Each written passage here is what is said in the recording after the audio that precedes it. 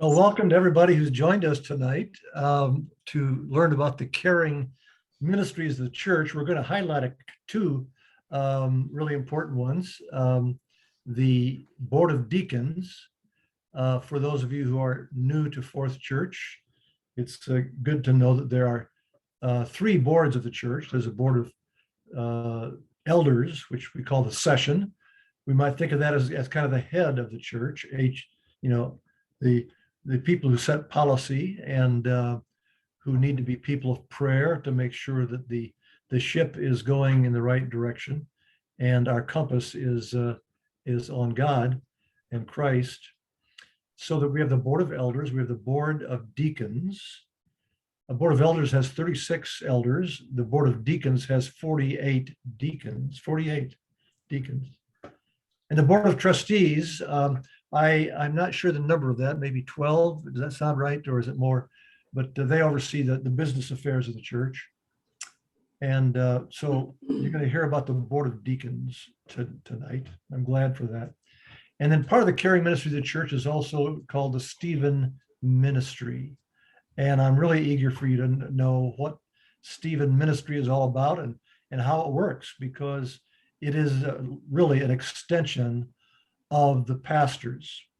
We have 7 pastors, but they can only cover so much territory, a lot of programs to oversee, a lot of people to connect with, and each pastor has her and his own area, own congregation, basically, in the areas of our programs.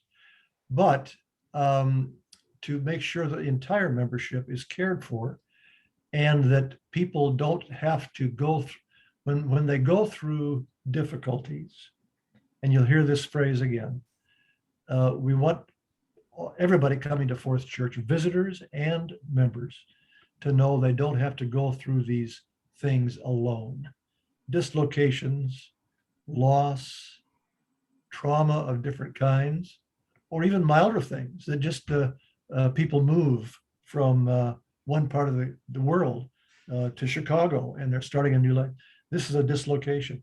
So you'll hear more about that. And it's a very thoughtful, nationally based training program that puts trained listeners together with people going through these transitions of life. So we're going to have a good night together. And I'd like to start with calling on Colleen Mraz to tell us about what it means to be a deacon. And then we have a couple of deacons here who will be chiming in as well. Well, thank you very much, David. I'll wait to get spotlighted here. You are. Probably all of us have heard the term deacon. And we know that deacons are a part of Fourth Presbyterian Church. But maybe we don't all know what a deacon is, who we are, and what we do. So I went to the Presbyterian Book of Order to get the definition of deacons.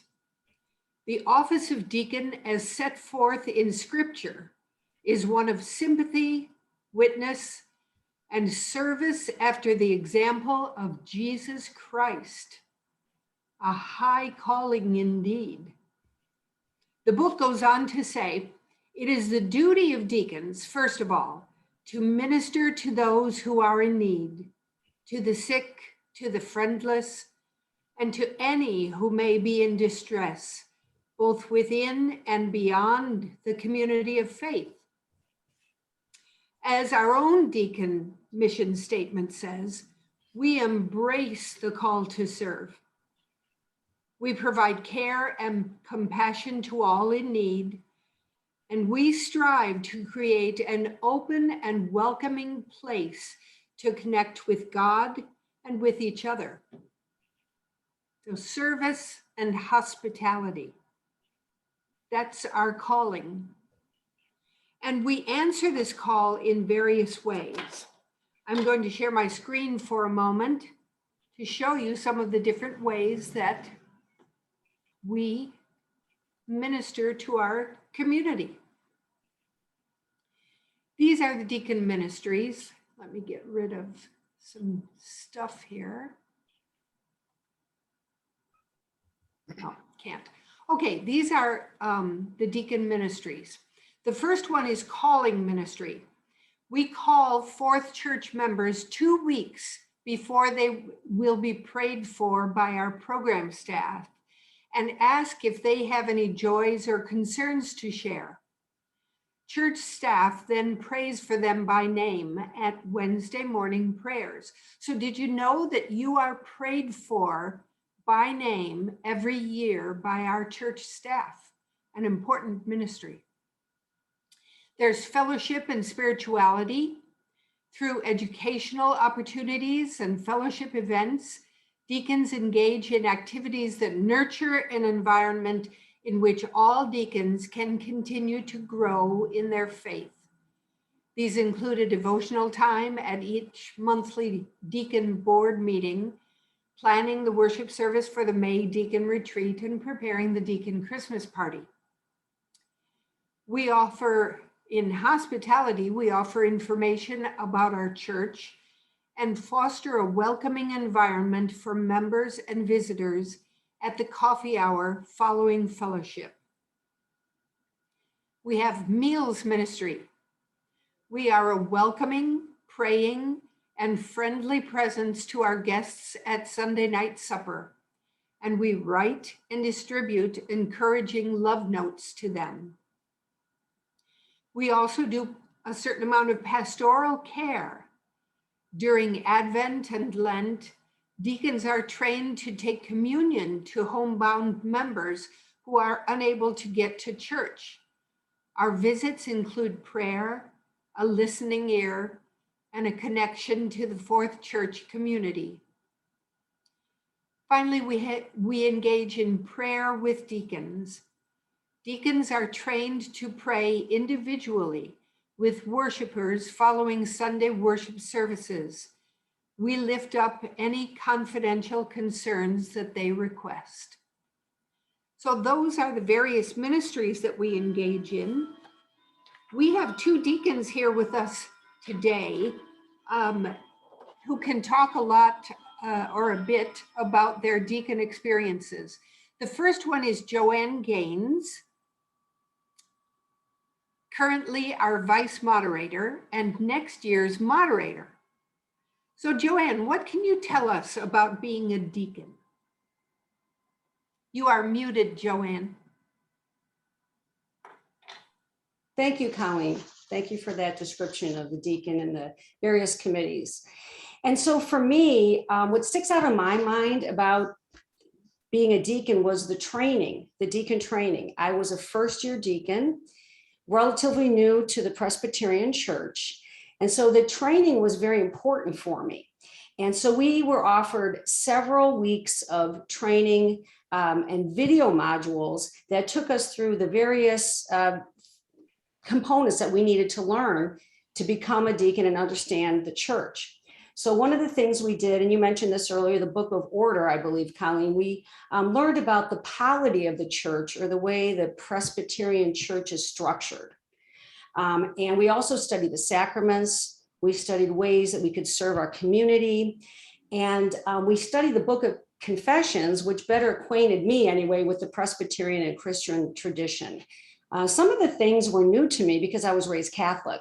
So that was an important piece and part of the learning experience. And then Reverend Hanley invited a guest speaker, David Hogue, to speak to us about caregiving phone encounters, which I thought was really interesting and insightful, and helped to prepare to make the calls that deacons make to outreach to our community and people who want to experience some connection with the church via phone call.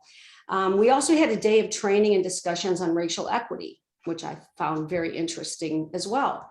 And some of the training was done with a couple of the other boards of the church, which Reverend Hanley mentioned before, the elders, which is session, and the Board of Trustees. So we were able to get to know some of the members of those boards as well as the deacon board. So the training was just it was really important for me because it made me more knowledgeable about the Christian tradition, and it made me more comfortable with what it was to be a deacon at the church. And so And it was done by a lot of our pastors and then other guests that we had. And it was just really very interesting. And like I said, it just gave me a very much more of a comfort level with what it was to be a deacon. Mhm.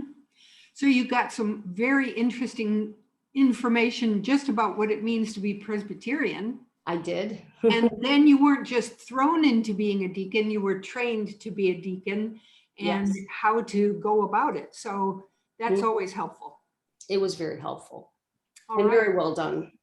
Yes, good. Well, thank you, Joanne, for that. We also have with us Eric Olsen. And I'm curious, Eric, how long have you been a deacon? Well, I came to Fourth Church wanting to respond to God's love. I had a deep sense of that, and I wanted a context to respond and understand the best I can. And I came in the late '90s. After about a year, I joined in 1999, and I received a phone call sometime in the early part of this century, maybe 2002 or 3. And somebody sitting around a nominating committee, they said I was called to pursue ordination as a deacon, and I thought that was a mistake, obviously. And he said, "Well, no, it isn't, and I need to think about this. It's a very powerful thing you're asking me to do."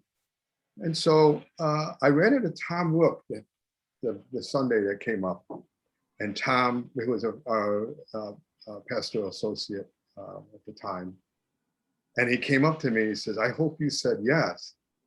I said, "Well, Tom, this has got to be a mistake." He said, "No, we've been watching you. It's not a mistake." All right, so I said, "Well, I respond to God's love by serving in a public hospital at the University of Illinois, and primarily in a neurosurgery service, ICU and step down, and care for my patients there. And I spent a good deal of time there." And he said, "Well, you can do that too." And so I leaned into that and decided to trust the judgment of people in the church, that I was ready to do something like that. And I remember the first time that I served communion, I felt that I don't deserve to be up here. And one of the pastors said, "Well, that's why you're up here. You get that." And so it was very humbling. It still is humbling to serve communion. I remember during my first time on the board, having been asked to lead one of the pods. At the time, there was 17 deacons to a pod. This is before they had computers, so we'd all meet together. And there was a red pod, blue pod, and green pod, and they asked me to oversee the red pod. And people from all different backgrounds who were called to be deacons, whether it's business or in my care, healthcare, or service community, whatever it was. So we all come from different backgrounds, and I wanted to reflect the sense of gratefulness we all have to serve. So I made for my deacons this mug, Grateful Mug, and it's red. So we started being called the Grateful Red. And I remember when I rolled off the board then, and I was called back. I've been on the board now 5 years, or my 5th year now. And I was in the calling ministry service at Carol Ellerton's desk, and I saw one of these mugs with pencils in it. It was something important. And I thought, wow, the grateful mugs are still around here, floating around the church, and gratefulness is floating around this church quite a bit. And it just, what I would say to somebody who's been asked to pursue this, to lean into it and trust the judgment of the nomination committee, trust God, and lean into it. And I have found that when I would help those in my pod, back when the first time I was on the board, it was so satisfying me to help them do things that are uncomfortable and to learn to be comfortable. You know, as a therapist, I was comfortable with talking to people about important things about them. Some people didn't have that experience in their work experience or their lives, and to guide them through that was just a wonderful experience, and it continues to be. I would say that it is remarkable that ordinary folks like myself can be called to do extraordinary things and then somehow rise to the occasion with the collective support of all my colleagues on the board. And I would also say that once you serve on the board and you roll off, as they say, and you're a resting deacon, they say, I don't think of it as resting. I continue to be there at church, and anytime somebody had something to cover, even whether I was a board or not, I served them as a deacon. And I'm grateful. That's I love those grateful mugs. That's perfect. It's such a great reminder because we all drink coffee. I mean, those of us who are coffee drinkers, we drink something, and it's always a reminder to be grateful. And I am grateful for you, Eric. I am grateful for your spirit of being a good and faithful servant, whether it's as a deacon or in your life. I just think that's a wonderful thing. Yeah. And in fact, I'd like to thank you both. And in fact, I would like to say to everyone listening, if you feel the call to serve, to provide care and compassion to people, and to help make Fourth Presbyterian Church a welcoming place for everybody, I hope that you will answer this call just as Samuel did when the Lord called him, and just say, here I am, Lord. Here I am. So thank you all. That's a great example. And Eric, your example was very good too, because when people are asked to serve in capacities they haven't done before, they're, like you said, about communion, like you said, about being asked to be a deacon. You know, I don't belong up here. Yeah. Well, that's the very thing that qualifies us. So I hope that people who have those doubts, those cold feet, will say yes, because it changes you. So, well, listen, the timings are working out just about right because we want to leave plenty of time for any questions, and the questions can be intramural here too with the presenters as well as others who may log in a little later. But we do want to hear about Stephen Ministry. I've been a trained Stephen leader for many years, since the 90s. And I just love this program because there's a story in the Bible where, we need to think about the warfare in the Bible in the Old Testament. We need to think a little bit metaphorically about those things, right? Because some of them are gruesome, but when I think about them metaphorically, there's a great lesson to learn. And there's a place where the Israelites are fighting the people who are coming in to overrun them. I forget which ites they are. There are a lot of ites in the Bible. If they were the Moabites or the Amalekites or whatever ites they were, maybe they were termites. I don't know. And Moses had his hands raised and to the Lord, because our only hope is in God. And as long as Moses had his hands raised, the battle went well.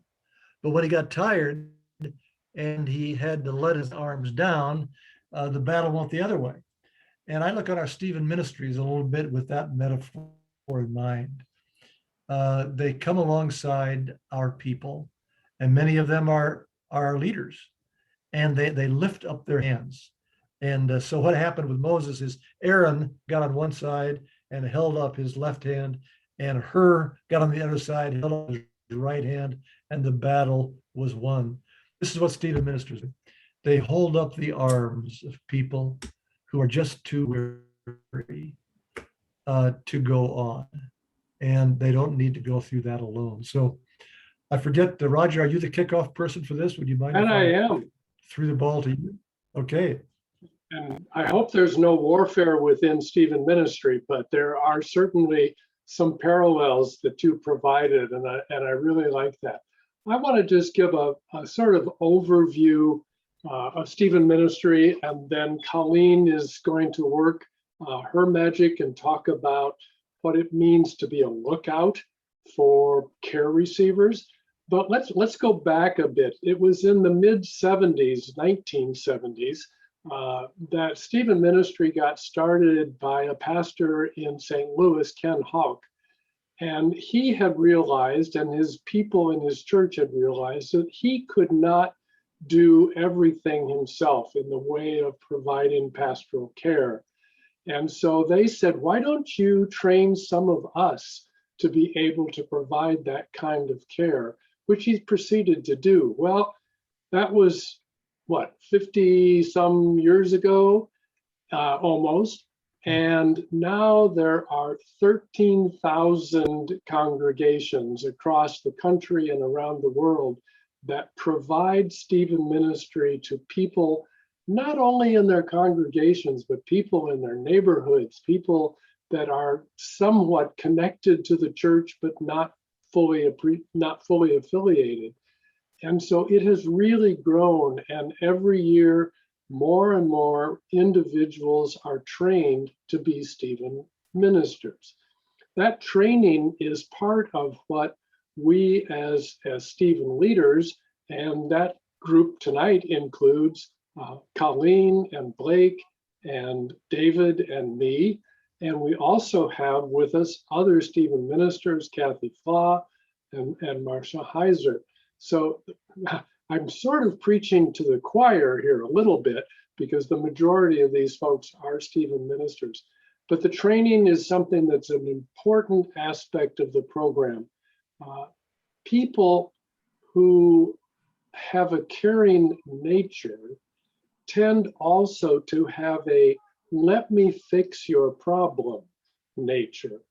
And one of the big things that we help teach in the training of the new Stephen ministers is you're not there to fix it. God's going to provide the cure. You're providing care. You're walking alongside the individual that David so well described, people who are going through challenges or a crisis in their life, excuse me. And so getting people trained to be listeners, to help uphold the spiritual needs of the people who are coming to us as those in need of care is a really important aspect. Also, confidentiality is such a key part of what we do in Stephen Ministry. We never talk about the person that we're providing care for, except in the sense of, here's what the need is for this individual. Here's what I'm doing to help them with dealing with their certain situation. So confidentiality is such an important part of what we do. We provide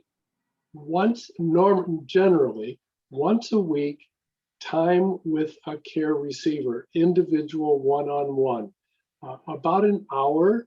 And in general, a relationship will take anywhere from a few weeks to 6 months, or we have some caring relationships that have gone on for 4 and 5 years. And those are not the norm, but when a situation keeps presenting itself and the need for care continues to be there, we want to be providing that kind of care. So that's sort of a little overview of what Stephen Ministry is, how it got to happen to come about, and what we do in Fourth Church. Oh, and by the way, Stephen Ministry has been an important part of caring at Fourth Church since 2013. We trained our initial set of Stephen leaders in 2013. At the fall of 2013, we trained our first class of Stephen ministers. and we have trained Stephen ministers just about every year since then. So we want to talk a little bit about being on the lookout for folks who would probably benefit from having a care receiver or caregiver. And I will turn that over to Colleen. Thank you, Roger. Before I give the pitch, I'd like to just add a couple of things to what Roger said. Some of the issues that we deal with were mentioned by Dave at the beginning of our session. And some of them are grave issues and some less grave, I guess. We help people who are suffering from illness, grief, loss of a job, retirement, moving to a new place, family crises. I mean, the list is long. We listen, care, encourage, and offer, as Roger said, confidential, emotional, and spiritual support for as long as care is needed. We are people who believe in the healing light of God. But beyond that, I am here to ask for your help today. We would like to ask you to become lookouts for Stephen Ministry, to help us identify people in need. It could be a friend, a family member, someone who comes to our church, or someone that you know outside of our church. It could even be you.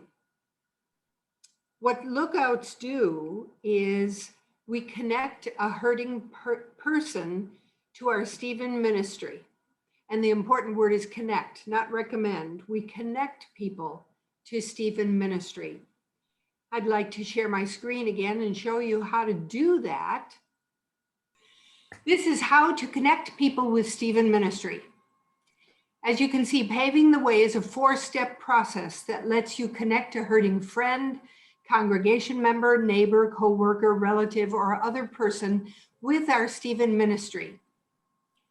Roger, I'd like to ask you to read the steps, please. So step 1 is express care and concern in a way that feels natural. Perhaps something like, I'm so sorry to hear about what you're going through, and I want to let you know how much I care. Then listen if the person wants to share. Step 2, tell the potential care receiver about Stephen Ministry. Our church has trained caregivers called Stephen Ministers who come alongside people during difficult times. A Stephen Minister meets regularly with a person to listen, care, encourage, and provide confidential, emotional, and spiritual support. You might also direct them to print or online information about Stephen Ministry. You don't need to say a lot. The referrals coordinator, who happens to be Blake Anderson on your screen, will explain in more detail later in the process. Step 3, get permission. Really important. Get permission to pass along the person's name and phone number. So this is, instead of suggesting Stephen Ministry, this is a wonderful thing that you can say. Blake Anderson, a member of our church and also a Stephen leader, can tell you more, answer your questions, and help decide whether Stephen Ministry would be a good fit for you. I think it would be good for the two of you to talk about the possibility. I'd like to give him your name and phone number and have him give you a call. If the person says no or needs time to think about it, check back later in a caring sort of way. Step 4, if the person agrees, promptly pass the information along to Blake, the referrals coordinator. You can leave a message on our confidential voicemail at 312-573-3365. You be sure to avoid promising a Stephen Minister to the person. The referrals coordinator needs to consider a number of factors before deciding whether to assign a Stephen minister.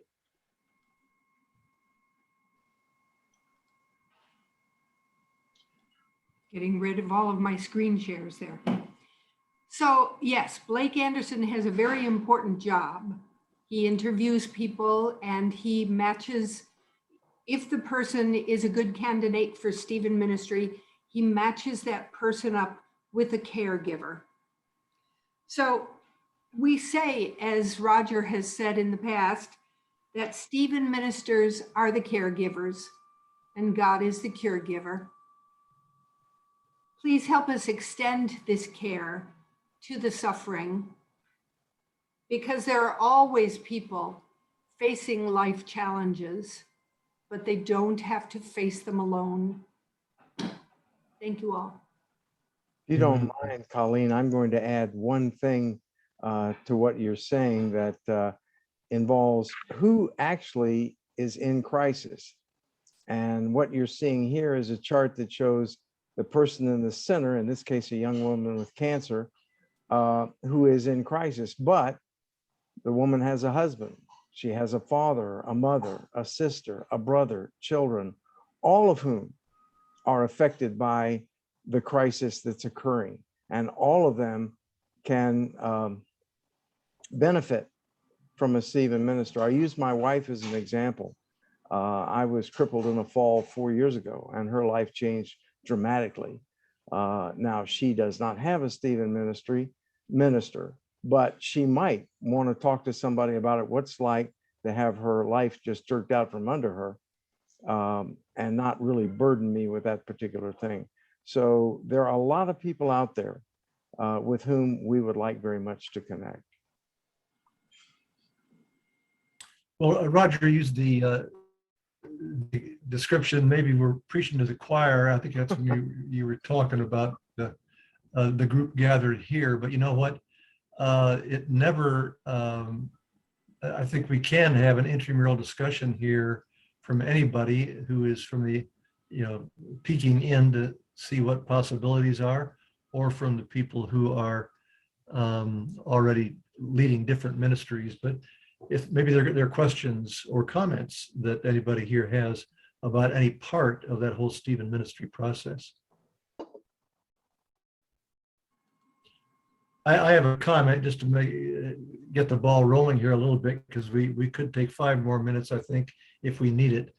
And that is the thought process of what goes into a member's mind when you're going through a tough time, but you think you can handle it alone.